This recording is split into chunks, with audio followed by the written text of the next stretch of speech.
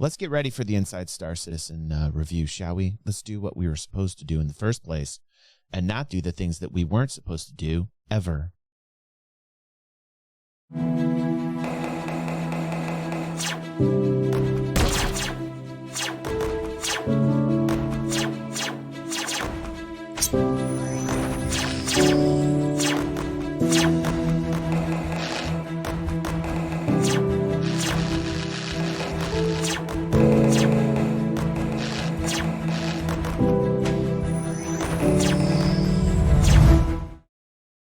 Hello and welcome to the Inside Star Citizen review. It's a show that reviews the inside of Star Citizen. We leave the outside alone. It's very messy out there. We just want the inside. It's where the heart is. If you're watching on YouTube, you probably want to push that phallic symbol that's shaped like that. No, it's not a thumb. I'm just happy to see you. Also, don't forget, if you want to support this channel because, well, I've been having a really shit time in real life lately. Mice in the house, car that blew up, many things that have happened that require some type of financial aid. If you would like to help me, you can push that join button down below and perhaps get me out of the mess that I am in. Thank you, Techno. He's feeling it. I appreciate those biddies. The common denominator. All biddies will be used to exterminate my house of pests that in cartoon form are rather cute, but in real life they're a menace. They're a menace. They're an evil scourge, which is why we invented mousetraps. And if you really looked at the first mousetrap, it was a large stone with little twigs, and really that rock was meant to squish that little satanic creature out of existence. And now I'm starting to understand why. They're very crafty. And I tried to bring my girlfriend's cat in here, Bodie, and it didn't do anything. In fact, it jumped up on the couch like a big pussy. Yeah. Let's hear it for cats that don't act like cats. Even the cats don't act like cats nowadays. Oh, isn't that cute? Anyway, hello. Welcome to the Inside Star Citizen Review. This is 15 minutes long, and I feel very damn good about this. Can I get an amen over there, Pepe? Yes, sir. Can I get an amen? Yes. Every show I want longer. From this point on, Jared, if you're listening to me, I want each show approximately 15 seconds longer than the last. I will keep count. And if you do not hit this mark, I will be very upset, and the review show will give you bad reviews. Remember this. Thank you.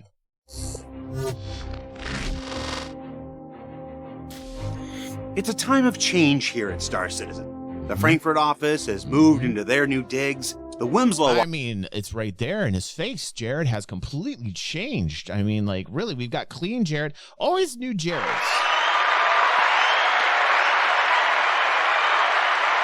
Jared always keeping us interested with his different looks. This we got the very clean look. It looks like he might be losing some weight. Congratulations on that, Jared. England doing him justice. England, keep up the great work on Jared. You're doing a fantastic job. Fantastic. Can we hear it for England? That's right, Pepper. That's right. We're here for England. I know you're not a fan. I know you're not a fan. Office prepares to migrate to Manchester starting next week. Our CitizenCon presentations are looming just 9 days away, and much of the focus of our development teams at present is in preparing for the upcoming Alpha 3.18, with persistent entity streaming that serves as the foundation not only of server meshing in Alpha 4.0, but everything else in the persistent universe as well. And since Alpha 3.18 is now scheduled to arrive in the first half of November, and ISC enters its regularly scheduled hiatus the next few weeks, we thought we'd take the opportunity to try something new with our last episode of the quarter. A follow-up to each of the 3.18 related feature segments that we've done this quarter, looking at how they've continued to grow since we last showed them to you, answering your questions that you had after watching, and rolling them all into one big supersized report that we're calling the ISC follow-up. Much more professional. A tighter script, if I may say. I feel like something's happening here. Like England really... Hello, Judd! Like, England is doing wonders for this man. I'm telling you, it's a much more serious business here. Because we're really good at naming things. I had to say that. Enjoy. So since updating you on the rivers earlier this year, I've been focusing on the visual quality of the rivers themselves, so that when you explore them, they are looking better than ever. Good. I think the biggest visual change I've introduced to the rivers is the new cliff spawn points. Previously, where we had steep edges along the river, we just had the terrain texture that we get on steeper parts of the terrain. But I wanted to kind of increase the visual fidelity of this by spawning cliff meshes along the edge of it. So that's exactly what we've done. For the cliff mesh spawn points, we add a new spawn point at the height of where the terrain would have been if the river wasn't there, so that we can control where the top of the cliff is relative to the edge of the terrain near it. And that's these red spawn points you can see here. Cool. When I turn these back off, you can see we have cliff meshes that look as if they're the right height. You can walk onto them from this terrain here, while still providing a nice kind of closed-in gorge for this river. And actually, we were so happy with the results of adding additional spawn points around these gorgy areas that we decided to add more spawn points along the edge of normal rivers as well, so that we can get rocks right along the edge of the water to break up the silhouette between the terrain and the water. You can see those points here, and when I turn back on scattering, you can see what that looks like.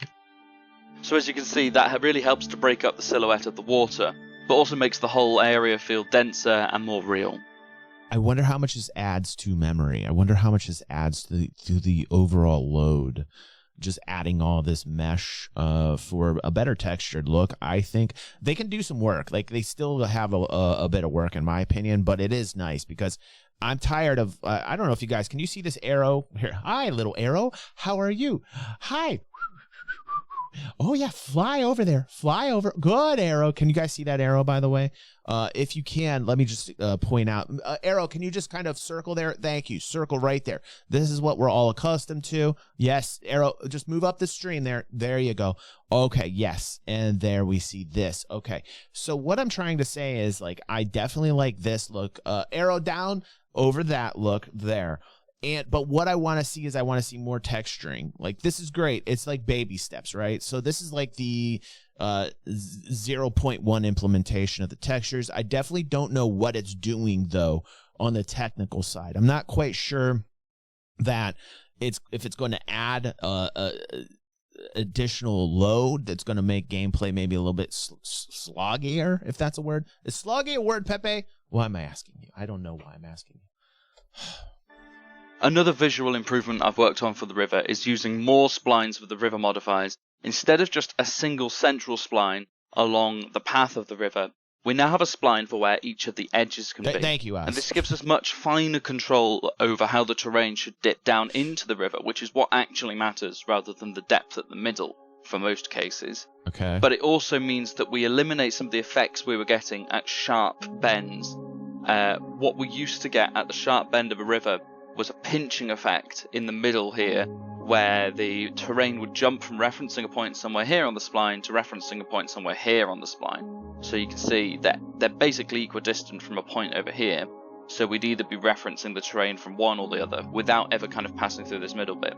Now that we have a spline for each edge, we can pick which edge is closer and then more closely reference that when picking the final height for that part of the terrain. And it just means that the edges of our rivers are much, much cleaner. We're getting much less in terms of artifacting that we were seeing before. Nice. And the overall result is just a lot better, in my opinion. Yes, it is. I will give that some applause. I'm really, really excited to see all of the new rivers come into 3.18 very, very soon. Put a lot of work into improving the visual quality of the rivers, as well as improving the tooling for our artists to be able to place more and more interesting rivers. Our tech artists have been hard at work for the object presets for the rivers to make sure that we're getting really cool distributions of objects around them. And I just think what we're going to see in 3.18 is going to be a cut above what we've had so far, and I'm really looking forward to it. Whoa! Thanks all. Okay, when I'm in that mode, that's pretty fantastic. That's pretty fantastic right there. Looking at this, I'm liking everything about this right now. It still needs better, like on the graphical, on the graphical side of things. The texturing still needs a little bit better artwork, in my opinion, in terms of what they're using. But I just love what they're able to do to bring these cliffs about. That's very, very, very cool. Yeah, river racing for sure. I'm sure Black Mesa is going to be very happy about all this. But yeah, this looks real. This is making me feel like now we have like a real planet. Like it's kind of coming together. We're adding more rivers, which is nice. Let's hear it for that. We're obviously focusing on this Inside Star Citizen because they're going to be adding more rivers. I don't know if you've guys gotten that news, which is good. I definitely can't wait for lava rivers, which are my favorite rivers. Not so much Anakin's. But Ben and I, we really dig lava rivers.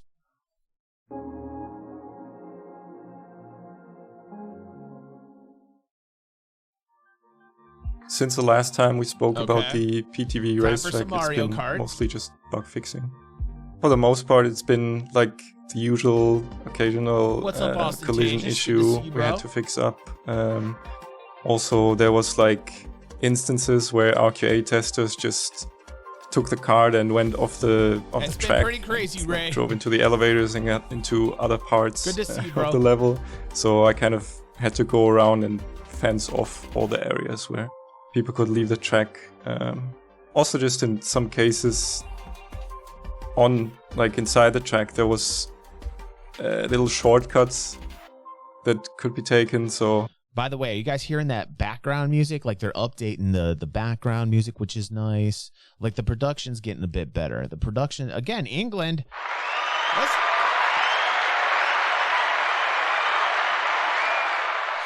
England is really getting Inside Star Citizen much more professional. I really think that there is something to this. Also, these ones had to unfortunately block them off so nobody can gain an unfair advantage. One of the things we didn't discuss last time is where the buggies actually come from. Right so they're not something the players bring themselves into the space. There is this little side section of the track. I want to play Super Mario Kart. You take them and then just kind of bring them over to the starting line and start from there. I want to play Super Mario Kart. And when they're destroyed, then they basically respawn in that section again. So there's always 8 buggies for the players. Dude, that would be kick-ass. I can't wait to see what players will do with it once they get it in their hands. Since the last time we spoke, Korea has changed a lot in its environment. We've been sort of building up and sort of breathing new life into it, making it on par with some of our other locations in terms of branding and sort of how we want the player to move through the space. With this, CS1 and 2, Crimestat 1 and 2, are no longer going to be things that get you shocked or get you, stop you from landing at a location. These finds will Elliot, I feel, is going in like no other. And I don't know if that's just because he's got the camera time now and the face time, but like I think Elliot should be part of the Inside Star Citizen show for like good. I really like when Elliot gets on because it feels like somebody who's actually playing the game. Like, I sometimes I'm listening to various people inside Cloud Imperium, and I'm like, I'm not quite sure you're playing this.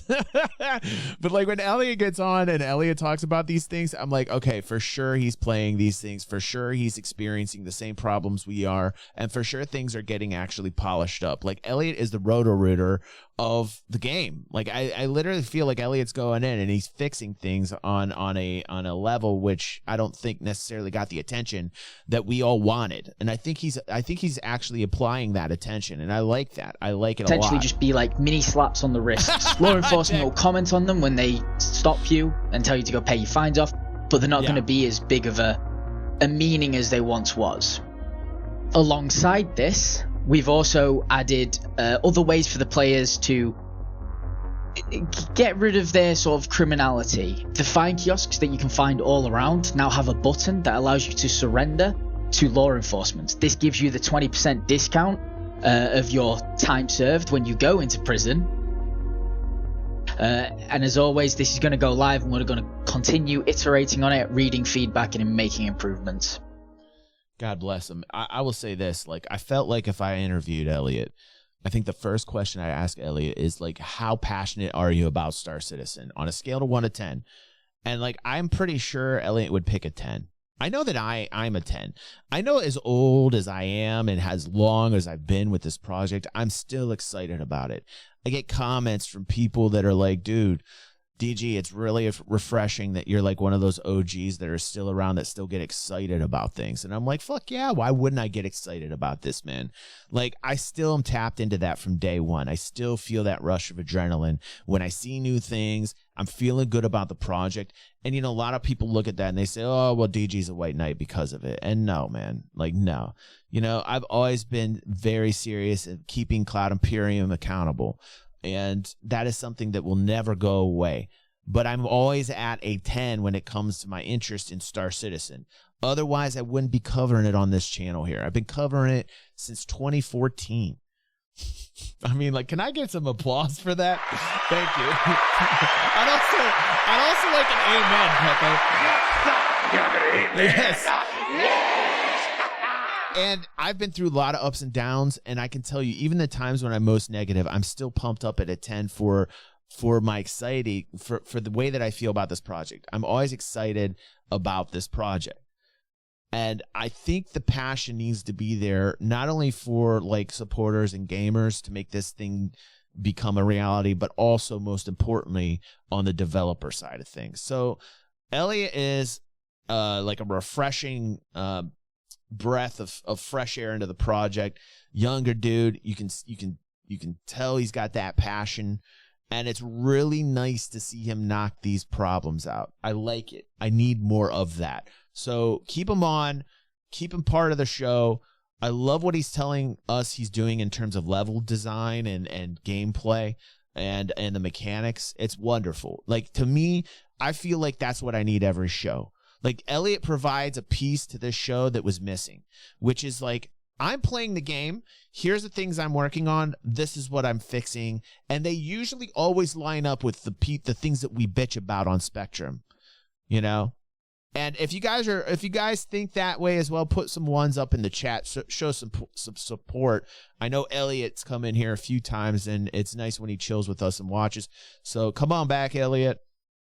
I think it would be really a fun time to just pick his brain on Star Citizen. You know, I really want to see like how he got into the project, what brought him to it, and I think that would be great content. Yeah. See, we got a lot of ones in here, you know.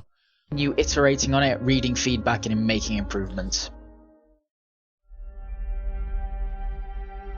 So when the first video released and we was talking about Clashar, I was watching HC Vertigo, and he pretty much nailed the mission and who was given it. So I'm not going to spoil it. I don't want to let you know. But yeah, if you want to find out who it is, go check out HC Vertigo. Since the last time we talked about Clashar and the new updates to that, things are going along nicely. We have AI walking about. They have loot on them. They're making the environment feel more alive. The black spot is in. The mission is working. In the mission, we've added routes coming out of the wall so that even though people might know how to beeline it out of there, now they have to figure out how to get to this. Thank you, Calypso. Thank you, Yogi. Why did it say Calypso? It says Calypso on my end. Thank you, Yogi. Your name is now also Calypso. Thank you, Yogi. I appreciate you. But you know what's kind of weird? Place they've never been to before and break the route they're normally used to, and then have to rejoin, which is the difficult part because I was just thinking, like, in the prisons, I would love to see like some. Did you guys see that new trailer for was it something Calypso? And it had like some like crazy ass like scary creatures in it, like alien creatures, and that's kind of what I want in prison in the whole Clashar, that Clashar vibe. I kind of want some of that gameplay. That's what I would like some jump scare shit in Clashar. Always make the rejoining bit harder and they can fall all the way down or, you know, whatever. So that's it for the updates to Clashar. Check it out when you get a chance. Yeah, Callisto Protocol. Thank you, FaZe. Right.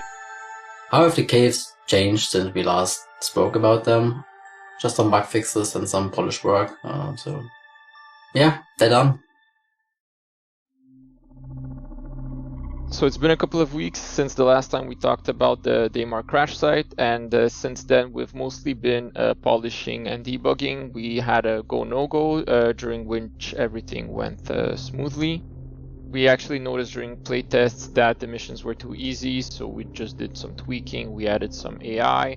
On the level art side, they were working on some LODs, so how far the objects are going to display. We did the better navigation paths for AI and for the player, and I think we tweaked a little bit the cave, but there's just a crash chip in there, nothing else. Wow. We've also been working in integrating all the missions, so there's going to be 3 missions on the Daymar crash site. There's going to be a kill specific, a kill all, and a delivery missions where you need to go in and gather some loot, crates and deliver them. We've also been working on changing up the AI that's there, because currently it's the Ninetales and we wanted to add a little bit more diversity in there. So we're working on adding in the Sand Nomads, which are probably not going to be here for this release, but possibly the next one. I'm okay. Since we last talked, This is perfect. Like I like this format. You feel how the format's changing. This is exactly what I wanted when they made that move to Manchester and we saw the studio. I think it was like 4 or 5 episodes ago when I was having a hard time with the Inside Star Citizen show, and I'm like, holy shit, what is going on here? You know, like shit was hitting the fan, and they were during the move. Remember Jared with the pink construction hat and all this shit. Now we got the new studio, and now we're seeing like much more professionally edited segments, which is great. Music, great. I feel like there's a lot more follow-up in terms of what the problems are and how they're fixing it. This is actually more on line of what I'm looking for in this show. I'm very happy. I feel like we're kind of turning the quarter. I understand that this is a Q3 follow-up, but I almost kind of want every show to be focused in little segments like that. Like, here's a problem, here's how we're attacking it, this is what we're doing. It would actually be cool if they implemented that into every show. That would be very cool for me to see something like that. About the Siege of Horizon mission last week, we forgot to mention there's also some missions just coming to the islands that the Siege of Horizon takes place on. So these missions are going to take place on the islands when Siege isn't active. The missions we have you doing will take you from building to building, eliminating a number of enemies, or maybe taking out a high value target. These missions are currently just like a prototype, they're very basic, they're just kind of exploring what direction we want to go at for these and other islands. So these will be another small addition when 3.18 goes live. There's going to be areas inside of cities that will have missions like these. In fact, if this goes off the way that I think it is going to go off, it's going to give you those kind of NPC kind of PvE missions inside of cities. There's going to be portions of city that are devoted really towards those missions. This is what I think will happen on Ark. This is what I think is going to happen on Orison. This is what I think is going to happen on Microtech. I think every planet is going to have very large areas where they are specifically devoted towards like a PvE NPC mission grinding kind of areas. And I think planets and moons will also have like heavily populated PvP areas. I think more so, and obviously the outlaw systems, you're going to see more of these kind of PvP zones be very, very large, where the NPC missions on outlaw systems are going to pay out huge compared to systems that have law in them or lawful systems. So I don't think people are really understanding what's going on here when Elliot's talking, but this is great because really this is the impetus of the very origin and start of like large scale mission grinding on planets and inside like areas that you might not think should have it. Like normally, like Orison's kind of a great test bed because you can separate all this, by platform. So it makes sense that they're doing it here. But I expect this kind of gameplay on Ark as well. You're going to have a lot of areas on ArcCorp that they're going to start designing. Area 18 is all we got pretty much, but the other areas will actually have more design put into them as we continue forward. You know, like everybody thinks that's all we're going to get for ArcCorp. Everybody thinks this is all we're going to get for Daymar. Everybody thinks this is all we're going to get for, Microtech and these other places. And like people don't get the scope here. People don't piece this shit together, how big Stanton is and how much more there is to be added just to Stanton, right? People forgot. They saw ArcCorp and they were like, okay, Area 18, that's it. We're done, right? No. Because as we saw here with the derelict on Daymar and missioning happening there, you're going to see it become more of a something that populates. Thank you, Platinum Sniper. Appreciate that subscription, man. Appreciate your support, bro. Thank you for coming in like a professional. Like this is the thing I kind of want to get through people's heads when they think that like Stanton's done or let's move on to Pyro, which is great. Trust me, I want to get to Pyro too, but there's a lot of technical hurdles I think in our way to Pyro. Right now, Stanton is very large, and I say this is great. What they're doing with Orison right now and experimenting with missions, I want more of it. I want to see more of it. You're gonna see a lot of people complain though, like a lot of PvEers that don't want to have like PvP conflict. They're gonna complain because PvPers will get involved and ruin their mission experience. You know what I mean? I personally love that. I think that chaos just adds to it. But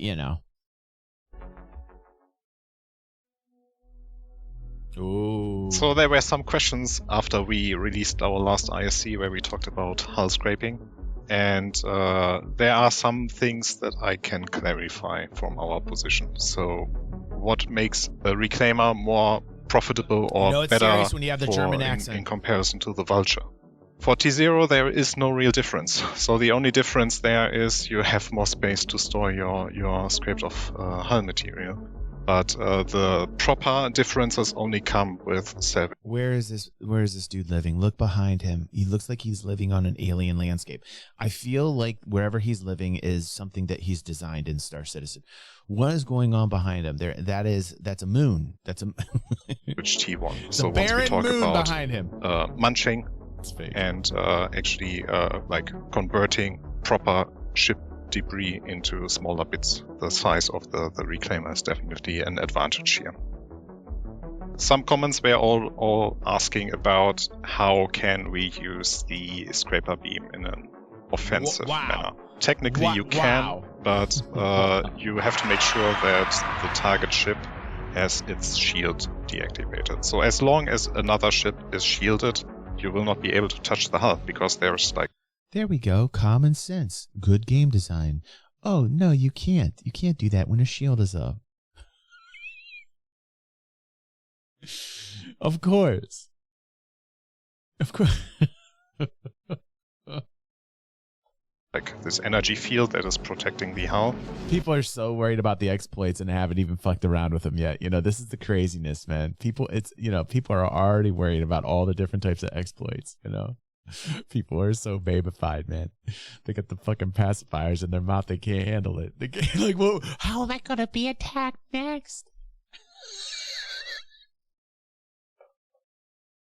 Oh, being grieved. Oh, God. Like, just give it a fucking chance. This is great. I'm glad he's answering these questions, though. So there were also some questions on the repair side. And sadly, this repair iteration isn't the full-fleshed out repair that you might need if your ship is fully destroyed. So if you lost a wing, the wing is lost. If you lost your engine, the engine is lost. So yeah, you can't magically rebuild a fucking engine or a wing. So what kind of questions are these, man? Can I magically, if my wing breaks off, can I just zap it back on? Can I zap it back on so I can continue my PvE grind? Shit.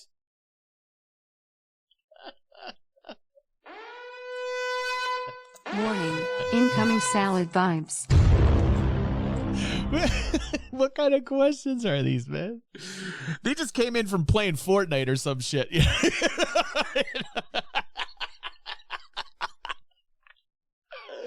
Or your magically repair gun that right now is taking the hull material to create new hull material. Right. So it this gun isn't able to 3D print you an engine, a fully functional engine with all its parts.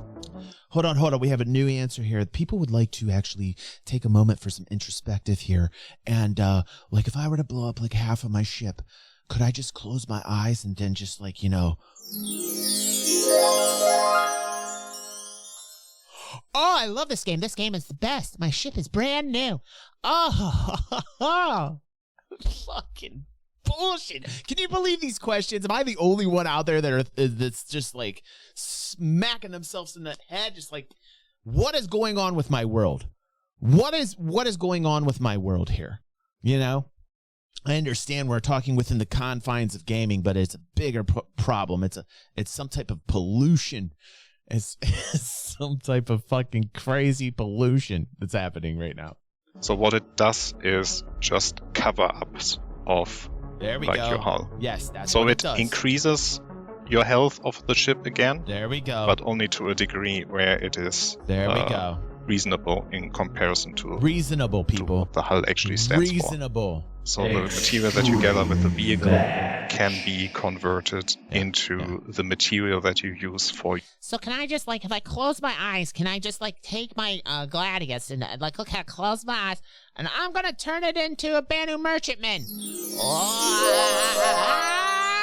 Oh, it's a band. I knew it. I knew I could do that. Oh, I knew I could do that. What is wrong with people? What is wrong with you? Where are you coming from? Are you aliens? Like, what is going on? Your multi-tool to repair ships. That's exactly how There's it one should more be. thing. So rational. We saw that you were already asking for what about players that are not interested in any combat scenario or in waiting others to shoot themselves to shreds and then picking up the debris pieces for profit from the hull scraping. Well, we have a solution for you. And well, the miners of you might already know it. So we will expand our harvestable system to also facilitate to spawn fresh derelicts. And what are fresh derelicts? Basically, they are just the husks of existing ships that have a probability to spawn in asteroid fields or basically around all the Lagrange points. Very cool. Very cool. They're going to add derelicts for people who are salvagers so they have something to do. By the way, if you've listened to all the experts this year, 2022 apparently is not the year for any gameplay to be added. Let's hear it for those experts. Let's hear it for those experts. Like the funny thing is, man, there's a lot more to do this year than there was last year, you know, and that is the good thing, and that needs to be stated. That definitely needs to be stated because the narrative is that there is no progress happening in 2022. That's the narrative that many people are going off of. I see it in everything. I see it in a lot of content out there. I see a lot of people really sprouting off for them clickety clacks. They're getting them clickety clacks for sure.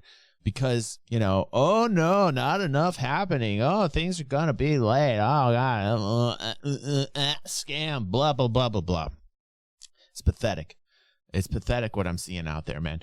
The content right now, in terms of Star Citizen, I just want to vomit.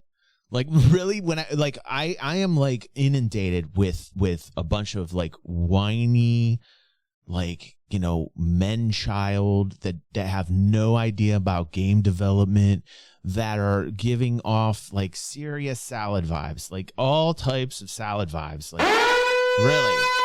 Warning, incoming salad vibes.